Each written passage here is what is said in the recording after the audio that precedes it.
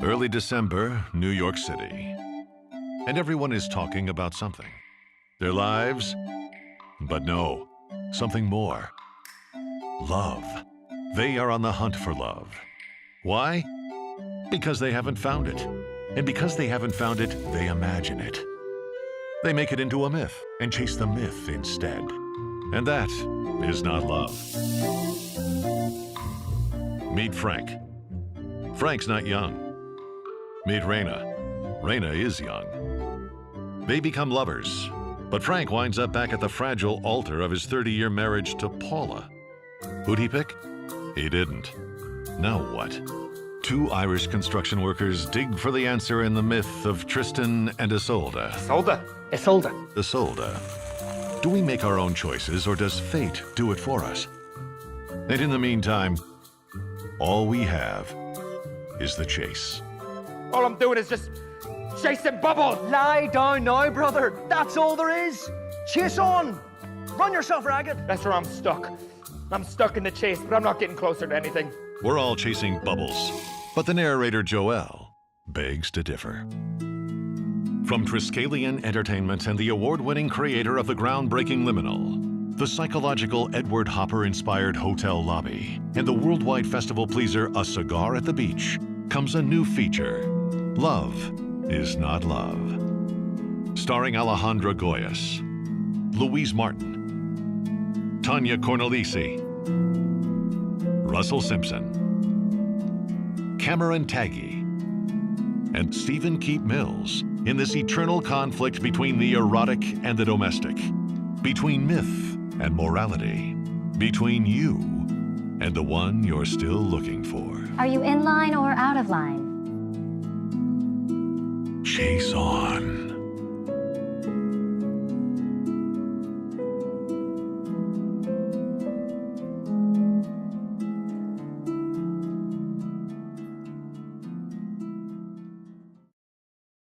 I saw your movie. Great. And I thought it was very good. In fact, I did vote for it in a couple of categories.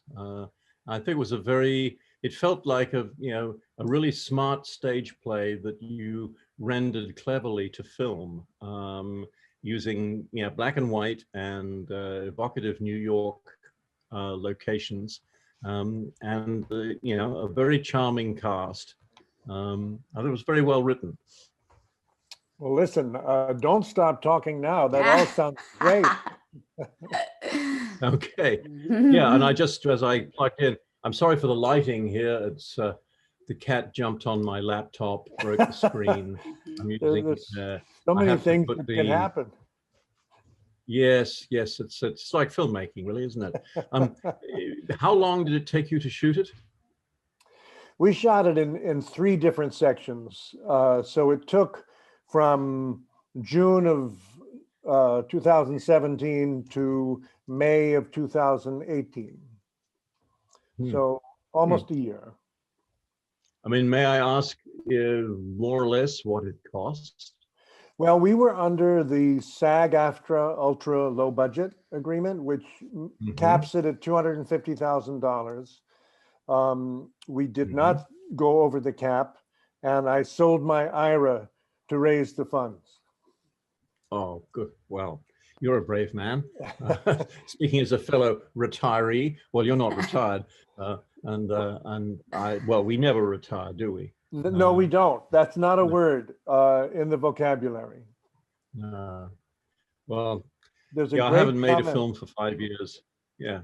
Great comment by Ionesco. Ionesco, the playwright, he said, he said, I'm going to write until I'm 90, and then I will dance. So I thought that was a good philosophy, and I hope to follow it. Yes. Oh, good. Well, yeah. Look, it is inspiring. I hope to fence épée at 90, but I did, come 9th at the U.S. Nationals for the over 70s in a thin year. But I've had injuries since, and since COVID, I have not been able to fence.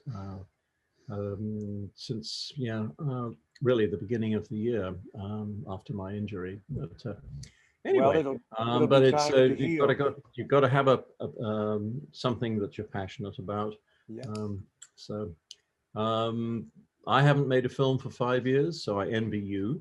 But I did write a book, which might amuse you. It's called Adventures in the B-Movie Trade. You can get it on Amazon if you feel like it. I think I see Petra. Is that Petra? Yes. Hello, Petra. I'm sorry. Yeah, I was disconnected, but I'm happy that you meet each other. Hi, It is Petra. more spontaneous like that. Hi, Stefan. Nice to meet you. Hello. Hi, Hi, Petra. How are you? Nice to meet you. I'm fine. I'm fine. We have Zoom meetings all day long, so they have to be converted. I don't know what happened, and suddenly it was disconnected. Okay. But I'm happy. Brian, I'm so glad that you joined us. Yeah, so yeah, I sort of wasn't expecting it, and as I just told Stephen, I got up at 3 o'clock this morning and couldn't sleep, and fell asleep again at about 5:30 or something, and therefore did not get up in time to get your email for no, it's no problem. We can do it later after we finish, maybe in 1 hour. Yeah, I have to. Yeah. If you have Well, time, I have or to go tomorrow. out. Okay. Yeah. Okay. Well, you be in touch and tell me when, and Yes. and I will. Yeah, and give me the information. Sure. And I know I've seen the names. Yes. But just to any further things that you'd like to add, Yeah. and then we can connect and you can record my Zoom call. But probably tomorrow is the better way. Okay. A bit 3 hours, 4 hours earlier, if it is possible. Yeah. Well, So, yeah. If your email indicates when I should connect with you, that would be good. Okay. But you met Stefan. Stefan, you have seen his film, Love is Not Love. Yes, and I really liked his film. It's an admirable film, but it's a think piece. And I can't say that I've made many think pieces myself, but it is I really enjoyed it because it was literate, and it had something to say, and I found your inamorata very charming, and seductive, and I could see how anyone could fall for her. Thank you. I agree. Paul, would you like to tell us a bit more about your film? What was the inspiration to do this film, and to what was the preparation? Well, the inspiration is the sort of conflict I think I certainly carry around, which is the unresolved wish system that wants one thing and then it wants another. So I tried to dramatize this dilemma and make it the choice between the fantasy life, the erotic life, the intimate life, the naked life, and the domestic life, the life that has the accountability, the responsibility, the repetition, the ritual. And I don't think I did resolve it, because at the end, the character is by himself walking up a path in a park, but he tried. He tried to find love, and I think he may have missed it. I think there is a condition in which we miss our fate. Fate gives us a chance, and if we don't take it, then fate is done with us and has moved on to someone else. Yeah, it's very, very interesting, Stephen. I met and married my wife in a period of 16 days, 9 of which I was away. I discussed marriage within 4 hours of meeting her. And she just briefly came into the bedroom, shocked to see that I was talking to other people. And I need to go down and do things downstairs now, because I wasn't expecting this meeting today. But I'm so pleased to have had the opportunity to pass on my, genuine praise for your movie, and it's very slickly put together and on that budget. Really good. Well, that's good old-fashioned indie New York filmmaking, it seemed to me. Well, anyway. Could you tell that we used rear screen projection? Yeah, but I can. That's my job. But I think it was very good, and black and white, is a great deal of help. Yes. Yes. Yeah. Anyway, Petra, you'll have to forgive me. I have to leave now, but at least I had the opportunity to meet one of your artists, or two Nice of to your meet artists. you. Two. Nice to meet you too. And Yeah. you're yes. I'll, if I get to make another movie, I'll look out for you. Okay. Thank you very much. Thank Bye-bye. you so much. Thank you. Thank you, Brian. As a Thank you. director, is a first feature. Yes. Yes. Yes, I made some shorts, and I wanted to make a full film. Although one of the best shorts I ever saw was a Greek short, and it was fascinating. It wasn't usually a short has kind of it goes one way and then makes a quick turn to another, and leaves you kind of surprised. That's sort of the formula dynamic of a short. But this one didn't. I felt as if I'd watched a feature watching it. It was very well done, and I was impressed.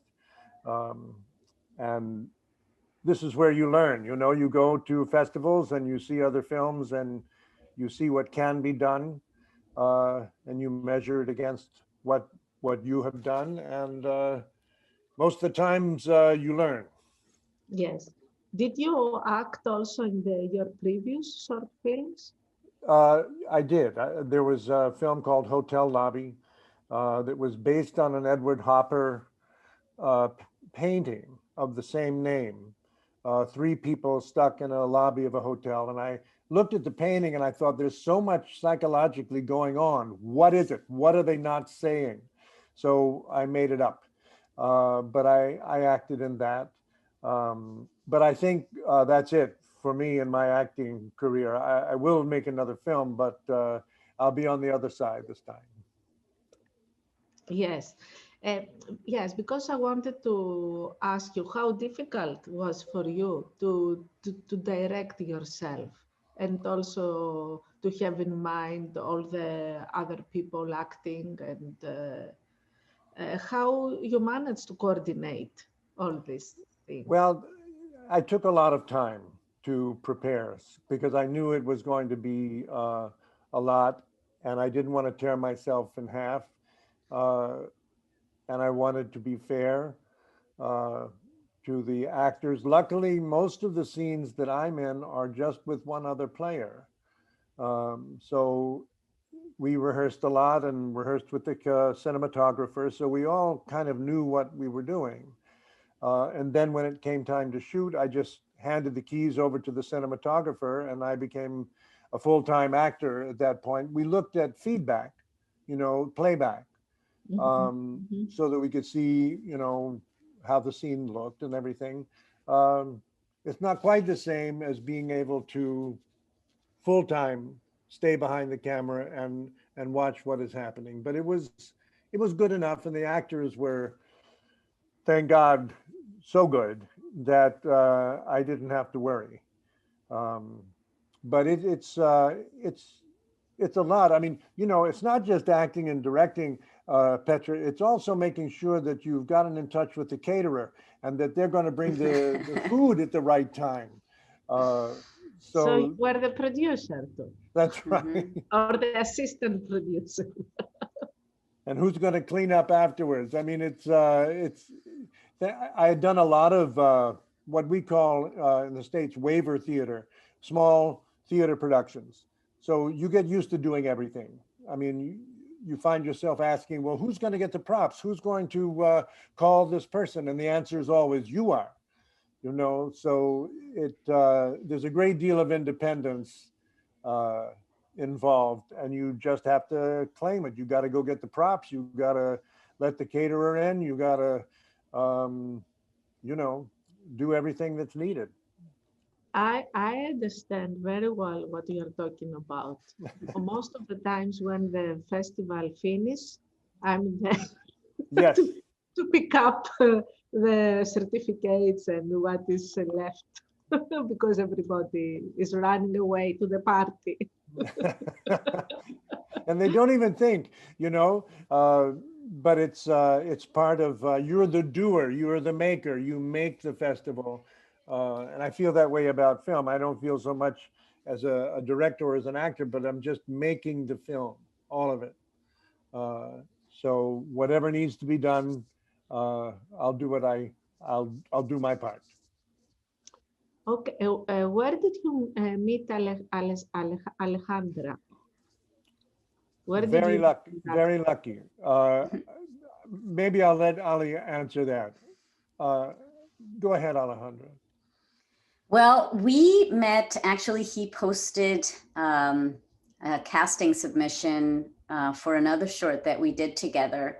It was called Liminal. That was the first time I met Steve. And it was just like a random posting, like on LA Casting. It was LA Casting, right? Was it LA Casting? So. I think so. Yeah. It's like one of these websites where, you know, people post their auditions and actors just submit. And I didn't even have representation at the time. And I, you know, submitted myself, and I met him, and it was a very risky, experimental kind of a short, which actually at the end, I got to act with Tonya Cornelisse, who's the narrator in Love Is Not Love too. So we were all together in that, and then, you know, we worked together again in Love Is Not Love too. So that's where I met him, and we became, I mean, this was, what was it, 10, 12 years ago, something like that, like a really long time ago. And we remained friends after Liminal. It was a festival that did, it's a short that did really well in festivals too, and around Europe. And then he had told me about Love Is Not Love. I went to a table read for it, and it was called something different. And then, you know, it evolved. And when he finally gave me like the script at the end, it was such a wonderful discovery and excitement. The fact that he had thought of me for this kind of a role, because it was something that I've never done before. I've played very different parts in the movies that I've been in. And so I was amazed and excited and kind of doubtful of myself that I could do like this kind of role that he was offering me, because it wasn't something that I considered myself, you know, representing. So that's how we met. It's great when you have a good relationship with an actor, a director, and you have the opportunity to work more in future projects. I think this is ideal. It is. It's really wonderful. And it's not very common, I mean, to find, you know, someone who you really connect with and you're able, I mean, especially in Love Is Not Love, it's a very intimate tale, especially between, you know, Reina and Frank, the characters that we play. And you really need this connection and being able to be comfortable with each other. And, you know, so it was very easy to do that because of our relationship. So. Very good. Excellent. Where do you live right now, both of you? Where you are located? I live in Santa Monica, which is, you know, in Los Angeles. Yeah. Yeah, and I'm in Canoga Park, which is also in Los Angeles. I mean, it's like, yeah, so we're pretty close. Yeah. Okay. Okay. So, yeah, and the rest of the crew, it is in Los Angeles. Pretty much local, you know. The cinematographer, Stephen Fadellin, is sort of responsible for getting the crew he needs. So he found people. LA is really a gold mine. There's so many actors and crew workers here. You can find everyone you need. Yeah, of course, of course. I come in AFM every year, apart from this year. Yes. So you're right in Santa Monica when you come there. I mean, you come to the Rose Hotel. Yes, I live in Santa Monica. It's wonderful. It's very nice. What, Stefan, do you? I don't know if you did something during the last months. I mean, theatrical wise. Did you do something with your art virtually? Did you have rehearsals or plays on the internet?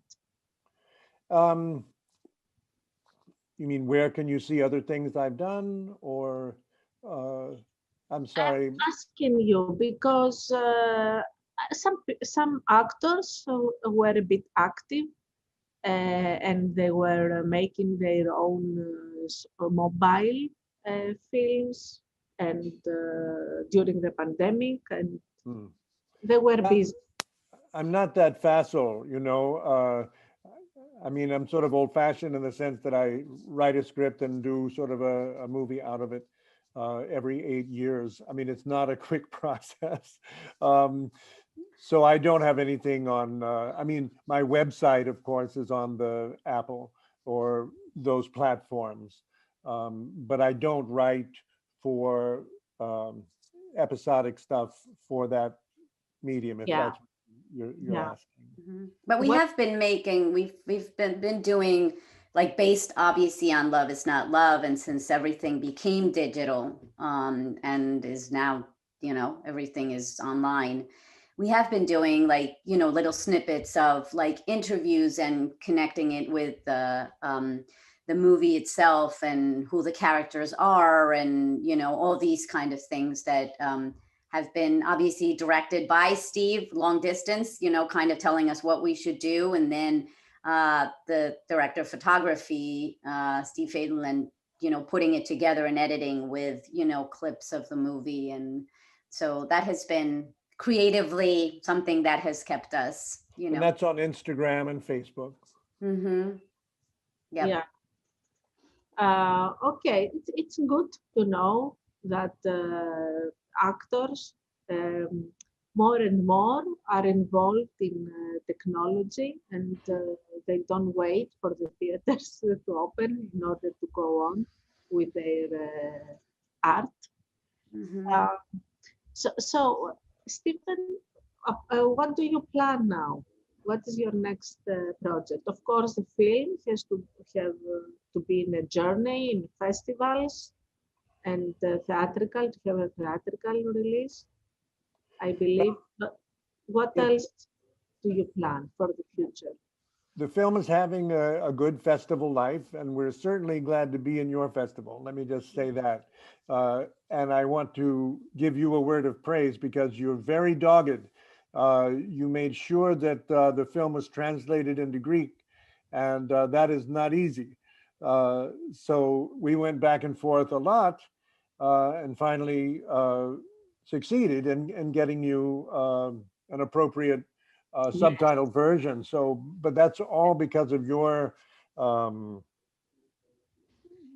focus and decision to get that done. You're very helpful. I really thank you for that. Thank you. Yeah, because I believe that the Greek speaking audience will love it. So that's why. Great. And I want to have more future with the film in Greece. Maybe have special screenings next year in theater. And also we have Inspire TV. We can have video on demand screenings. That would be great. And it's a festival. Your festival is a festival I wish I was at right now, because there's so many good films and so many interesting people. And it really creates an appetite. You run a great festival, and it's very alluring. Thank you. And yes, but all of you make this festival to be like that. You and Angela and Brian and Tiffany and all the people who work behind the cameras to make this real. and we didn't want to stop. We didn't we say, no, we will do it. We will find a way. Because we do the same, maybe more work now, and we'll create more interest for the future. So I don't think that this selection of this year is done. Of course, all the information will stay on our website. We give the opportunity to the filmmakers like you to be on Inspire TV, video on demand. And next year, we will be together. We will find them. Yeah. We would love to go. We would love to go to a screening, right? Yes. There. Yes. We would love to. So, tell me more about your interaction with actors and Alejandra. She always does what you do, or you are an actor too. I think you have your own attitude. To me, the most important part of a film is the performance. I mean, I think if it doesn't have a performance, then there's no film. And a good performer can make you forget that there are any mistakes, you know. But to have a player like Alejandra is really a gift, because she will do things that you maybe wouldn't have thought of to direct. You know, her intuition. I think actors are thieves, really good ones. They take the script and they grab it away from you and they say, this is how I'm going to play. And that's when the good ones come through on camera. And Alejandra certainly is a great thief. I understand. But it's fun to watch. It's fun to watch. And I think what it taught me being in it as well is how flexible you have to be. You have to really be alert to the changes and believe in them and not be afraid that you're wandering off the path that you maybe had thought you were going to be on. So you have to ride with it. And it's a very releasing process to give in to that interaction. The most important person on the set is not you, it's your partner. And if you play with your partner, then you'll have a scene. Yeah, but if you don't play at this specific scene with this specific actor, how flexible you are, the actors, to change the script? Well, how flexible are you? No, it's a good question, because if an actor isn't willing to play, then you're in trouble, you know, because there's nothing you can do. It's like trying to get water from a stone. I mean, you can't do it. You really need actors who are on board with what you're trying to do and who are not trying to protect themselves, and who want to make your film and play the story the best they can. Everybody does it a little differently, but that's the spirit. And you've got, in terms of casting, you've got to be very quick. I had a player who was playing one of the construction workers, and I fired him after one day because he wasn't playing. You know, we don't have much time. You know, when you're working on such a short budget, your time is really short and you've got to make the most of it. And, you know, you have to do things you normally would not do in life. So, but it's for the good of the film. You have to do it. Yeah. What is, in your opinion, what is best, to do a lot of rehearsals or to let the actors to be more spontaneous during shooting? Be very careful when an actor says, oh, I'll just wait for the camera. Then you're in trouble, okay? You've got to rehearse. I'll tell you why. You'll discover the scene in ways that you hadn't even thought of. And second, if it's you, the two of you, you're a lot cheaper to rehearse than to wait for a whole crew to be there and to find it. I mean, you go, okay, now we're doing take 16 because this is so terrible. You're wasting time and money. You save yourself a lot of money by rehearsing a lot, and you discover the film a lot. So that when the camera does come, you've been through it. You've been through the mistakes. You've been through different options, and your instinct is a little bit freer, I think. Especially in this film where Stephen was, you know, I mean, in our scenes, he was there with me, you know, it was just the two of us. And I felt comfortable that we had rehearsed enough and we had discovered the characters and played and tried different things. Enough so then when we were on set, it was like he knew what he was doing, I knew what I was doing, and we, you know, we were still able to keep it fresh and, you know, work things that came out because something always comes up. And, you know, you're in a different mood. You've gone through different scenes during the day. I mean, tons of things can happen, but the essence of the scene is there and you really know what you're doing. And I felt comfortable because then you're thinking, well, is he really focusing on what I'm doing? But because we had rehearsed before, and it was wonderful because he had the director of photography, Steve Fadellin, with us in all our scenes, and he actually was there with the camera, and we would see how he would, you know, where he would put the camera, and we were feeling him and we knew what was happening. This was all during rehearsals, which I had never gone through in a film. This is something very, very rare. Normally, what happens is what you're saying, you know, it just, you're on set and maybe you get to rehearse it, you know, maybe a week before, but that's about it. And not really to the depth that, you know, we did it with Steve. So it was really helpful as an actor to be able to do it. Stephen, if you had the chance to start the film now, after 6 months being in lockdown, and you have the budget, you have the story, you have the cast. Of course, you have to rehearse first. How comfortable would you be to do rehearsals on long distance on internet at Zoom, or you would wait? Yeah, I'd wait. I would. I mean, I'm not under, if I was under a pressure of a deadline and was doing it for someone else who was paying me, yes, I would learn how to do that. But if it's something that is a project of mine, I want to wait until I have available everything that's familiar to me. I don't want to work unfamiliarly with my script or my actors.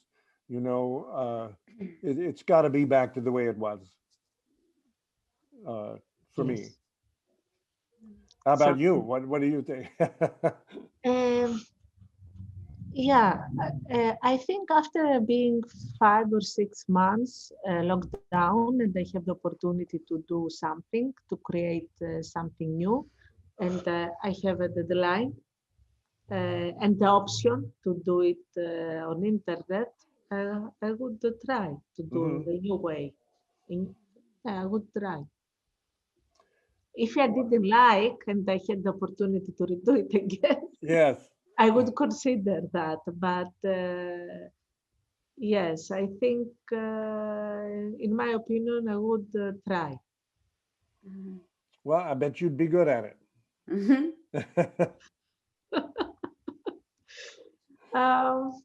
I know it's a challenge. It is a challenge, and I would think the positive points of view. Less time consuming, maybe no transfers. Maybe the time schedule would be more flexible for me. So I would consider things like that. I think yeah, I don't like to wait more if I can do something right away or in due course. Right. Well, I'm preparing a script, so I mean that's an easy thing to do during lockdown. But I hope that when it's ready, that, you know, the people will be available to me and that we can not have to go through all this inhuman stuff to get to the human stuff. Yes, yes, I agree with you. And also it's good because if you are in the same city, you don't have to travel to take a plane. It's easy. It's easy to wait in order to be in physical. Well, I hope it won't be too much longer. Yeah. I'm sure everybody's that way, feels that way. Okay, Alejandra, have you ever thought to write? Do you write a script, a play by your own? Yeah, just before the pandemic started, I decided to write with someone else. Actually, I'm working with another director, a woman director and writer. It's a very personal play. It talks about motherhood and what it really means to be a mother in these times, not pandemic times, because as I said, it has to do with women issues and reproductive issues. And it's something that I've wanted to write and talk about for a very long time. So this is the first time that I'm really doing it. The pandemic has really stopped the work that I was doing, unfortunately, because of the craziness of it all, just exactly because of being a mother. I have 2 young children and life has been extremely crazy for me at this moment. Yeah. So I'm trying to keep active, but it's hard. There's a lot going on right now. So. Okay, but yeah, so you make your efforts. I do. Yeah, I try to. And the director, maybe. Yes, director, I don't know. I don't think. You learn from Stephen now, acting and directing at the same. Yeah, he's very courageous and adventurous. I'm not really sure. I don't even know if I like doing that part. I like, I really like to be in the character's skin. That's what I love to do. I love to think about the character and who it is and have the feelings in me and play with it and create a story.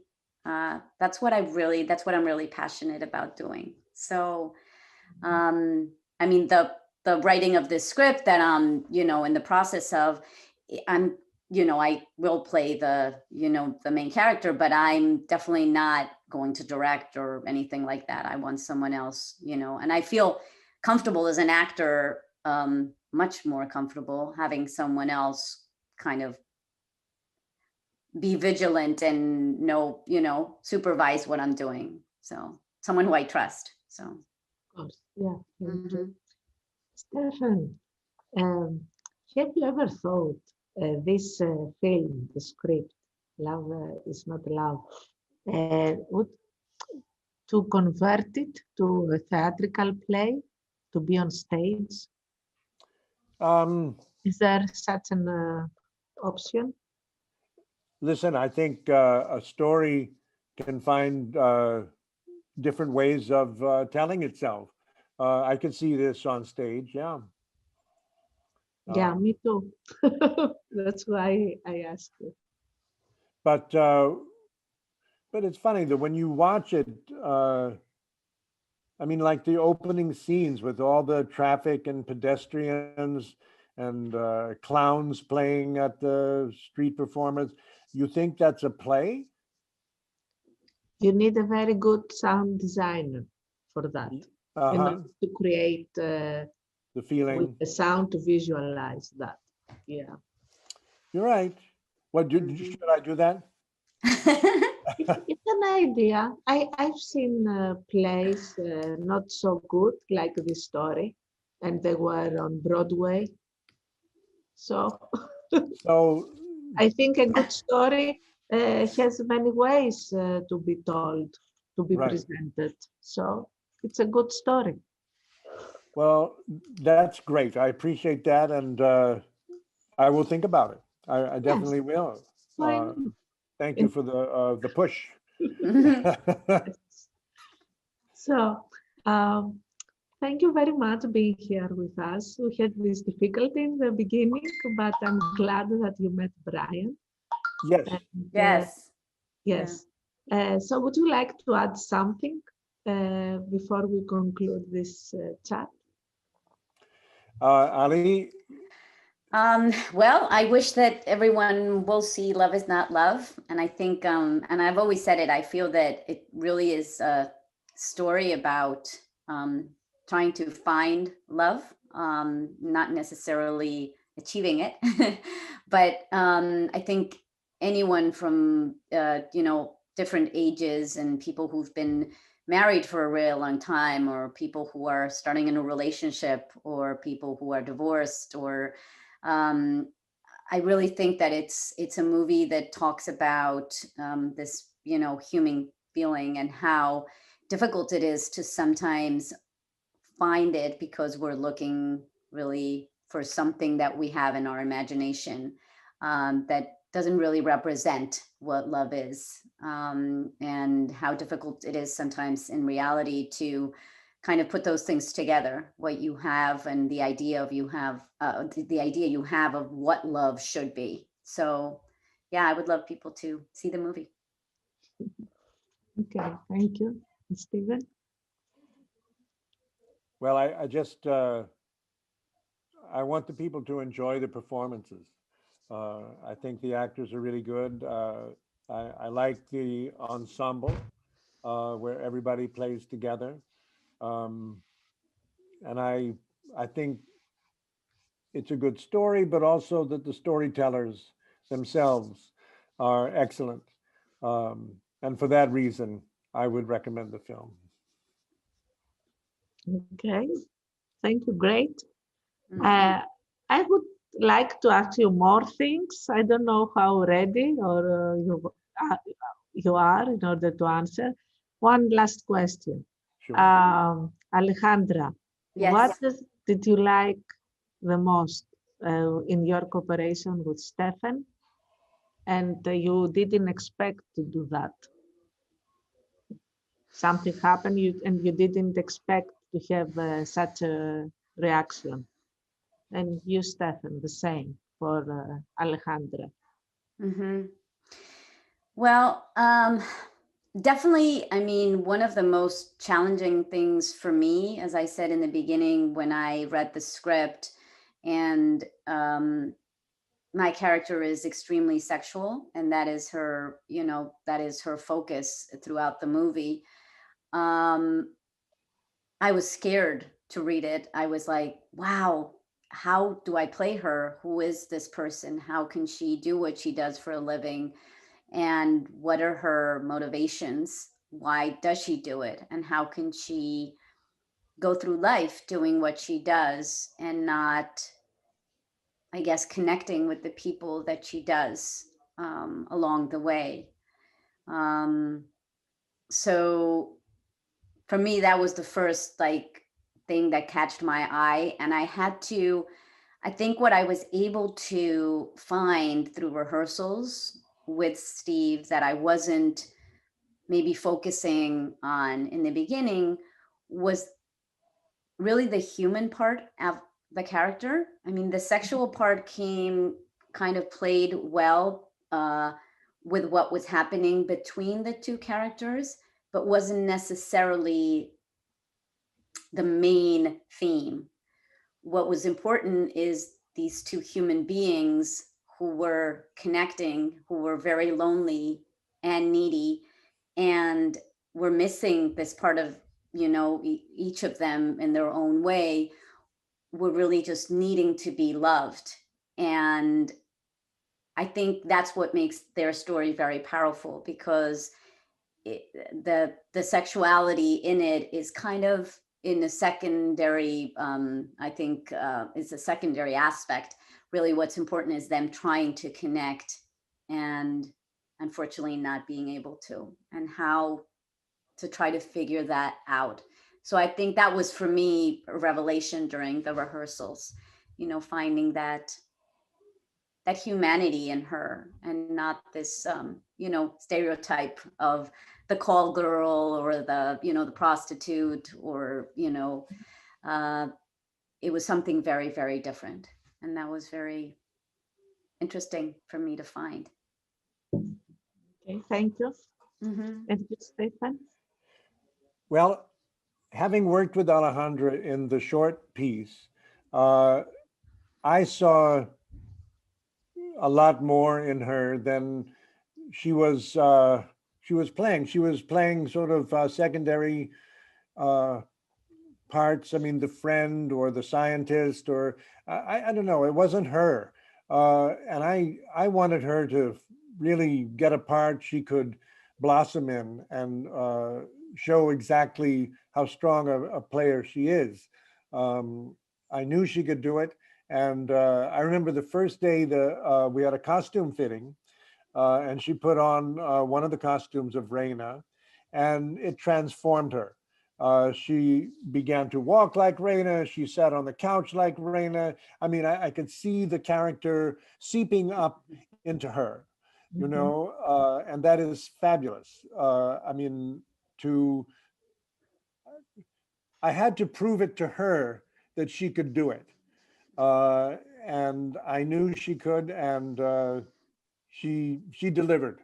But it's funny because the actor doesn't really know sometimes what they're capable of. Someone else has to say, you know, you should play this, or you could play this if you wanted to, or you would be really good if you tried. So I was glad she allowed me to persuade her to take this on, and I think she even convinced herself in the end. I did. Yeah, excellent. This is chemistry. Mm-hmm. It is. And, project development.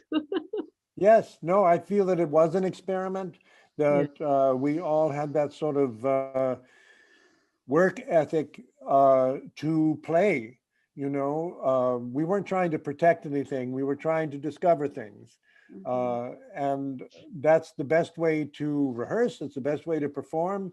And I was never thinking, oh, no, you're not doing what I expected. It's like, whatever you're doing is great.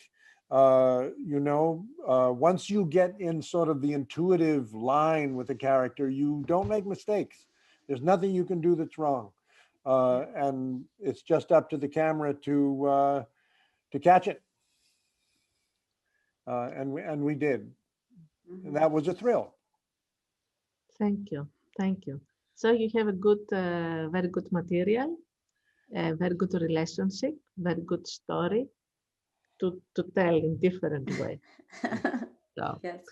Yvonne, I wish you good luck with the movie. Yeah. Well, thank you. I wish you Merry Christmas, Happy Holiday.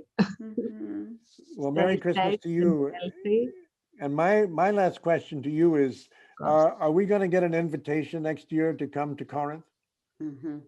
Absolutely. Great. Absolutely. And not only because you are, it is your first feature film, right? Yes. Yeah, the film is also eligible to participate in Cyprus International Film Festival. It is only for first feature films. And it will compete for the Golden Aphrodite. Oh, very exciting. Do I have to enter that film, or will you pass it on, or is it a festival? It is eligible. It will be selected. It is eligible because it is already selected in this festival. And it is also your first feature film. Well, so thank you. Thank you. Also, that's super exciting. Subtitles. Yeah. It's perfect. So Petra, is this going to be, was this already screened? I have some Greek friends here, so I was wondering, I would love them to see it, but I don't know if did this already screen? Is this the day of screening of the film virtually? If they buy the festival pass, they can see it until also the 25th of December. Okay. If you like, we can make it to convert it to a premiere, so it can be seen individually the rest of the days. We can do that. Please let me know if people want to to see more, only this film, we can arrange the premiere. I mean, on internet. On internet, yeah. Yes. Yeah, on the web. It is only for the group something today, but it can be converted to a Bridges Online premiere, and it will stay longer. Okay, all right. Yeah, because I have only for this specific film. Yeah. Okay, we can do it. We can do it. Yes. Okay. Sounds exciting. I appreciate it, Petra. Yes, thank you so much. Okay, thank you so much. Yes, thank you. See you soon. Really nice seeing you. I Yes. hope so, yes. Bye, Very good. Sinead. Bye-bye. Healthy and be inspired. Thank you. Thank you. You as well. Bye-bye. Bye-bye.